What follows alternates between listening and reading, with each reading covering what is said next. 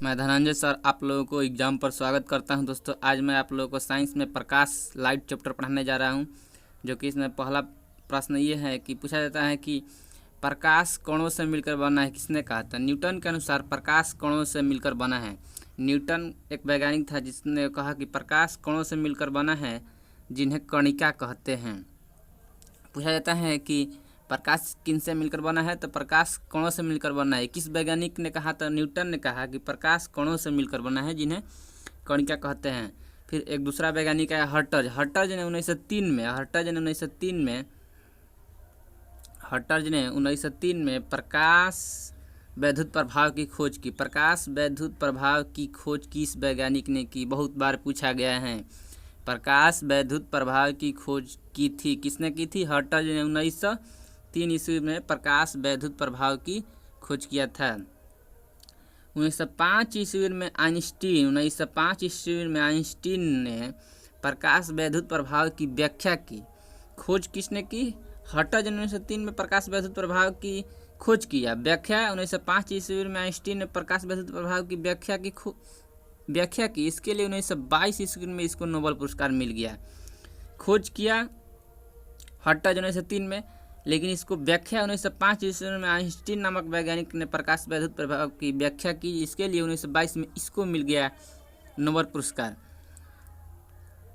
Einstein ने प्रकाश वैद्युत प्रभाव के द्वारा कण गुण को प्रूफ किया। कण गुण को प्रूफ किस वैज्ञानिक ने किया? पूछा जाता है कण गुण को प्रूफ किस वैज्ञानिक ने किया था? तो आइंस्टीन ने प्रकाश वैद्युत प्रभाव के द्वारा कण गुण को प्रूफ किया, इसीलिए तो इसको नोबेल पुरस्कार मिला 1922 में। हाइजेन के अनुसार प्रकाश तरंग है। अब दूसरा वैज्ञानिक ने आया, बोला कि प्रकाश तरंग है। प्रकाश क्या है?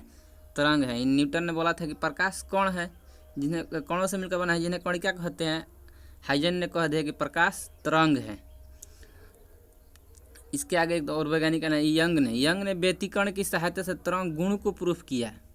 इसने सिर्फ ये कहा कि प्रकाश तरंग है, लेकिन ये प्रूफ नहीं किया था। यंग ने व्यतिकरण की सहायता से, किसके सहायता से? व्यतिकरण की सहायता से तरंग गुण को प्रूफ किया। आधुनिक विचारधारा के अनुसार प्रकाश कण भी है और तरंग दोनों भी हैं। पूछा जाता है कि प्रकाश क्या है, तो प्रकाश कण भी है और तरंग दोनों हैं। आधुनिक वैज्ञानिकों ने आया तो बताया कि प्रकाश कण और तरंग दोनों हैं, दोनों से मिलकर बना है। रोमर नामक वैज्ञानिक ने प्रकाश के वेग का पता लगाया। प्रकाश कितना वेग से चलता है, उसने रोमन ने निर्वात में प्रकाश के वेग का पता लगाया था, जो लगभग 3 × 10⁸ मीटर प्रति सेकेंड होता है। पूछा जाता है कि प्रकाश की चाल क्या है, तो 3 × 10⁸ मीटर प्रति सेकेंड। एक सेकेंड में 3 × 10⁸ मीटर प्रति सेकेंड। अगला है इसका पता इन्होंने 1676 ईस्वी में लगाया था। पूछा जाता है 1676 ईस्वी में लगाया था। निर्वात में प्रकाश का वेग का पता रोमर ने लगाया था। किस सन में लगाया था? 1676 में। अगला है प्रकाश का परिवर्तन।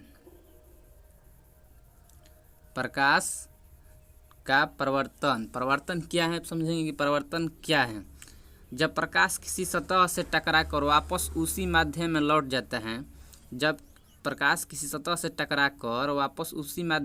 जाता है, तो यह प्रकाश का परिवर्तन कहलाता है। कोई प्रकाश आ रहा है, फिर किसी से टकरा कर वापस उसी माध्यम में लौट जाता है, तो यह प्रकाश का परिवर्तन कहलाता है, यानी परिवर्तित हो जाता है। प्रकाश के परिवर्तन के फलस्वरूप, जब प्रकाश का परिवर्तन होता है तो प्रकाश के परिवर्तन के फलस्वरूप तीव्रता और आयाम में कमी आती है। किसमें कमी आती है? तीव्रता, तेजी और आयाम में कमी आती है। जबकि तरंगदैर्घ्य आवृत्ति नहीं बदलती है। ये तरंगदैर्घ्य आवृत्ति में कोई बदलाव नहीं होता है। पूछा जाता है कि जब प्रकाश के परिवर्तन होता है तो उसमें क्या नहीं बदलती है, तो तरंगदैर्घ्य आवृत्ति नहीं बदलती है। जब प्रकाश के परिवर्तन होता है तो उसमें क्या नहीं बदलती है? तरंगदैर्घ्य आवृत्ति नहीं बदलती है। क्या बदल जाती है? या तीव्रता और आयाम में कमी आता है। परिवर्तन के कुछ नियम है जो कि दिया है यहाँ पर। आपतित किरण, परावर्तित किरण, अभिलंब तीनों एक ही तल में होगा। आपतित किरण, जैसे कि ये दिया है चित्र बनाकर, ये है तल, इस पर आपतित किरण यानी आती हुई किरण, फिर परावर्तित किरण यानी जाती हुई किरण, और ये है बीच में अभिलंब। यानी तीनों इसी पर टिका है, यानी तो यही तो कह रहे हैं कि आपतित किरण, परावर्तित किरण, अभिलंब तीनों एक ही तल पर यानी इसी पर होगा।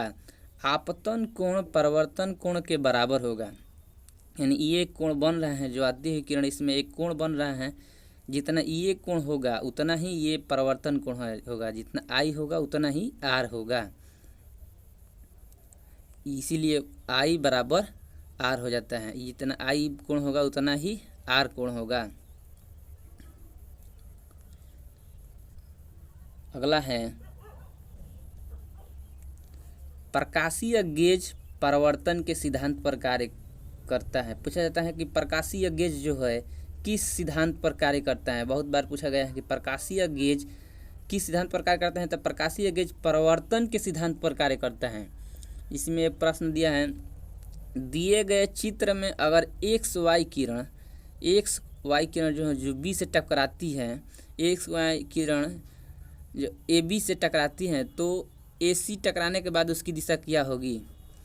ए बी से टकराती है तो ए सी से टकराने के बाद उसकी दिशा क्या होगी, तो इसमें आपका आंसर हो जाएगा एक्स वाई के विपरीत दिशा हुई, यानी ये इस पर टकराएगी तो यहाँ पर जाएगी, फिर यहाँ से एक्स वाई यानी एक्स वाई के विपरीत दिशा इसी दिशा में जाने लगेगी।